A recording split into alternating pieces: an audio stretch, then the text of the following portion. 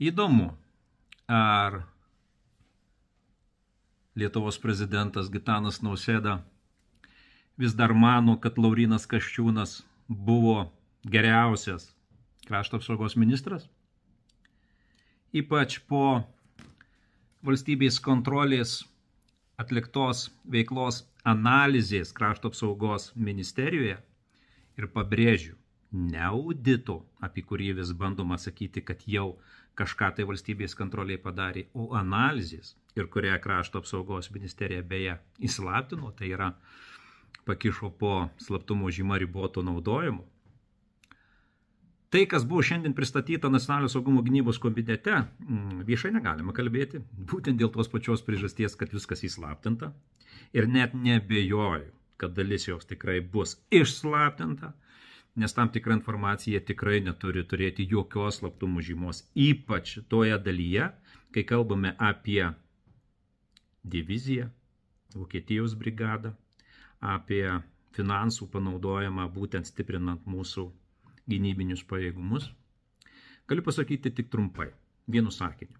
Tai, ką šiandien visi išgirdome ir ką krašto apsaugos ministrai dabar bent jau komitete pabrėžė, kad tai, ką jinai paveldėjo po konservatorių valdžios, net laiko jokios kritikos.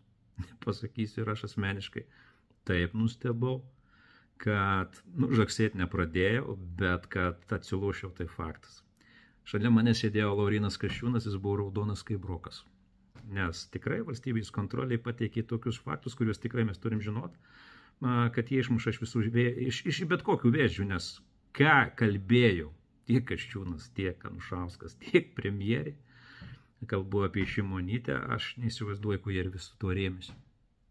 Trumpai, atrodytų, kad darbai buvo daromi savo, kontrolės kažkokia sistema savo, arba kaip visą tai buvo kontroliuojama ir link kur tai visą tai vedė, aš asmeniškai taip ir nesupratau.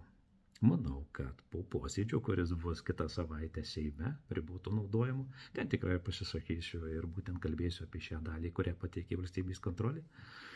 Manau, temų ir diskusijų žiniasklaida tikrai padaugės.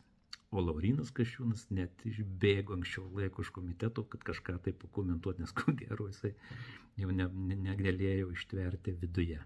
O tai, kad tąkart siūlo Lietuvos valstiečių žaliųjų sąjunga, kad turi būti auditai, krašto apsaugos sistemos daromi ir nuolat, tai šiandien pakartojo valstybės kontrolės vadovas, kad tie nuolat auditai nemetiniai turėtų būti, o netgi kas pusei metų. Puiku. Tuo pačiu, kaip kalbėjom apie būtiną sukurti naują antikorupcinę sistemą, kur tiek VSTT, tiek karinė žvalgyba, tiek viešųjų pirkimų tarnyba bendradarbiautų labai glaudžiai ir kontroliuotų naujus procesus susijusius su milijardinių lėšų įsisavinimu ir dar tokiu supaprastinta tvarka svarbių momentų, tikrai jinai turėtų atsirasti ir krašto apsaugos ministrai taip pat tam pritarė. Nu ir ta trečioji dalis, kad visuomenė reikia paaiškinti, kas bus perkama, kaip, kada ir kaip bus kontroliuojama, tikrai yra labai svarbi dalis. Taip kad trumpai,